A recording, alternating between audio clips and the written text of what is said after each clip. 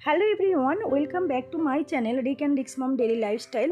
তোমরা কেমন আছো? আশা করছি তোমরা সকলে খুবই ভালো আছো, আর আমিও খুব ভালো আছি। রোজ তোমাদের সাথে সকালবেলা থেকে ব্লগ শেয়ার করি ঠিকই, কিন্তু আজকে ভাবলাম আমার ডাইনিং টেবিলটা আমি কীভাবে ডিপ ক্লিন করি সেটাই তোমাদের সঙ্গে শেয়ার করব। তাই সকালবেলা রান্না করার ফাঁকে ফাঁকে এসে ডাইনিং টেবিলটা ডিপ ক্লিন করে নিচ্ছি।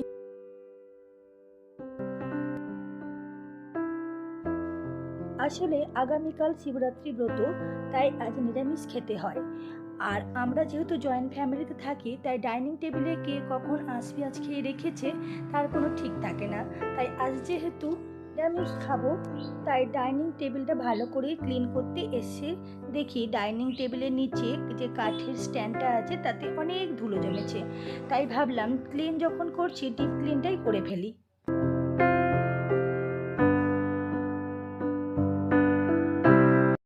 প্রথমে আমি ভিজে একটা কাপড় দিয়ে প্রথমে ওপরে ডাইনিং টেবিলটা মুছে নিয়েছি।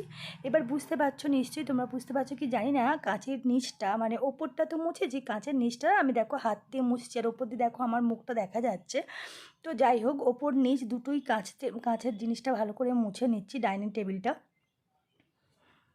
আসলে নিচের দিকে এত ধুলো জমেছে ডাইনিং টেবিলটা, আসলে যতই আমরা বাড়িতে থাকি সেটা মোছা হয়, তো উপর দিকটা, নিচের দিকটা তো মোছাই হয় না। তাই নিচের দিকটা দেখো মুছে ঝকঝক তকতক করছে একদম, তাই না? তো মুছতে মুছতে আমি যেহেতু ভিজে কাপড় দিয়ে মুছেছি, দেখেছো একটা দাগ হয়ে যাচ্ছে। তো এই ভিজে কাপড় দিয়ে মোছার পর কিন্তু আমি শুকনো কাপড় দিয়ে ডাইনিং টেবিলটা মুছে নিয়েছি।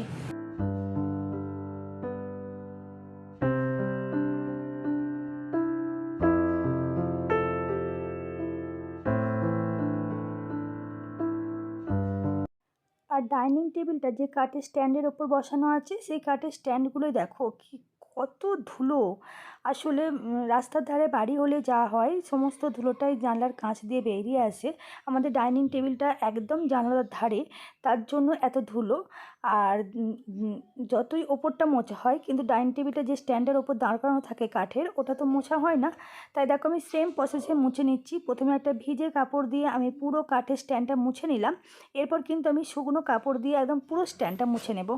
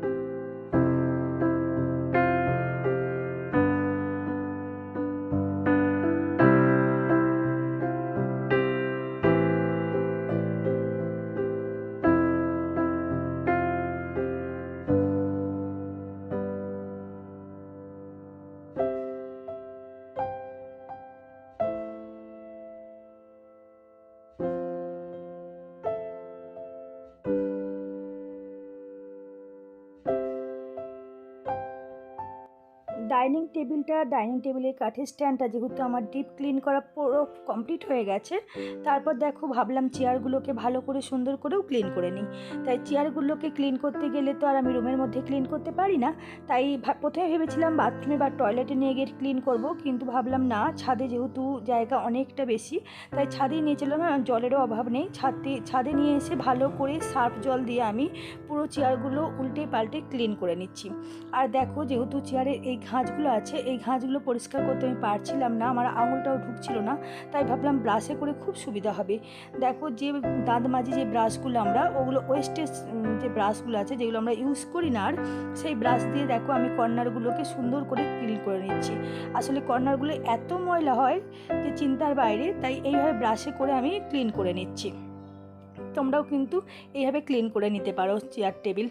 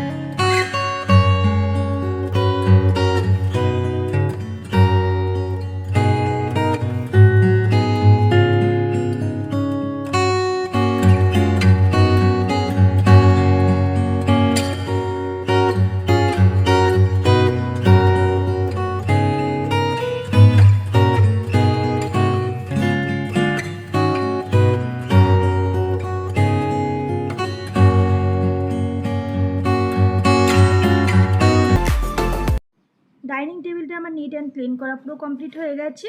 তো দেখতেই পাচ্ছ আসলে ডাইনিং টেবিল সাজাবার মতো কোনো কিছু সরঞ্জামই আমার নেই। তোমাদের প্রথমেই বলেছি মধ্যবিত্ত পরিবার আমাদের, যেমন আছে তেমনই আছে, এইভাবেই আমি সাজিয়েছি। তো এবার দেখো চলে এসেছি ডাইনিং টেবিলে, খাবার দাবার সব সাজিয়ে নিয়ে সবাই খেতে বসবো। ততক্ষণ পর্যন্ত তোমাদের টাটা বাই বাই, ভালো থেকো সুস্থ